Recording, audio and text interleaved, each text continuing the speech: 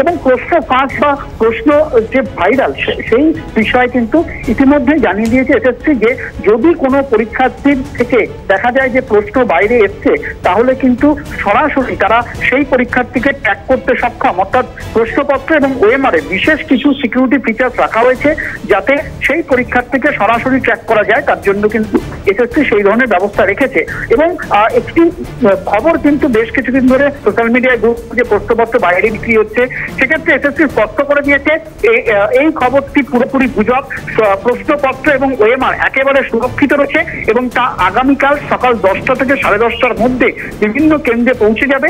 11:45 কিন্তু খোলা হবে পরীক্ষার্থীদের দেওয়ার জন্য।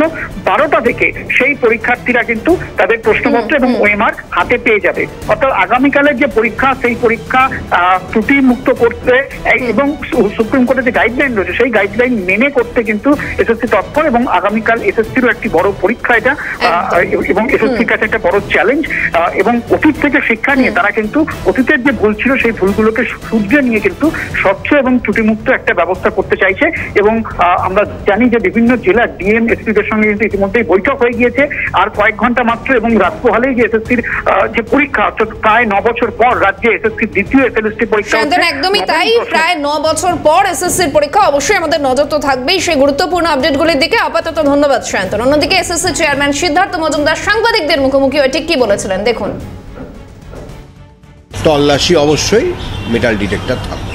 যারা মহিলা পরীক্ষার্থী থাকবেন তাদের জন্য একটি আলাদা এনক্লোজার থাকবে, কারণ তার যে তল্লাশি অবশ্যই একজন লেডিস সিকিউরিটি স্টাফ দ্বারাই করা হবে এবং সেটা একটা মানে বদ্ধ জায়গার মধ্যেই করা হবে। এরকম একটা এনক্লোজারও ভেন্যুগুলোতে করা হয়েছে। তাকে অবশ্যই তার অ্যাডমিট কার্ডটি নিয়ে যেতে হবে। অ্যাডমিট কার্ড ছাড়া পরীক্ষা কেন্দ্রে প্রবেশ একেবারেই অনুমতিযোগ্য নয়।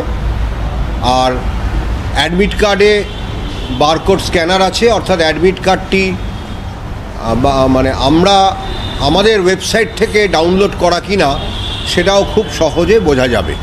যার অ্যাডমিট কার্ডে মনে হচ্ছে যে কিছু সমস্যা আছে, মানে ফটোটা স্পষ্ট নয়, হয়তো উনি মনে করছেন ততটা, বা সইটা স্পষ্ট নয় বা সইটা দেখা যাচ্ছে না, তাহলে তার পরীক্ষা যাতে বাতিল না হয় তার জন্য আমরা তার ওই অরিজিনাল, তো তিনি একটা আইডি কার্ড নিয়ে যাচ্ছেনই, তার একটা স্বপ্রত্যয়িত বা সেলফ অ্যাটেস্টেড যেটা ফটোকপি বলি সেরকম কপি উনি নিয়ে যাবে। ফটো আইডি কার্ডের যে ওই সেলফ অ্যাটেস্টেড ফটোকপিটা পরীক্ষা কেন্দ্রে জমা থাকবে এবং সেটা আমাদের কাছে চলে আসবে আঞ্চলিক কমিশনগুলির মাধ্যমে।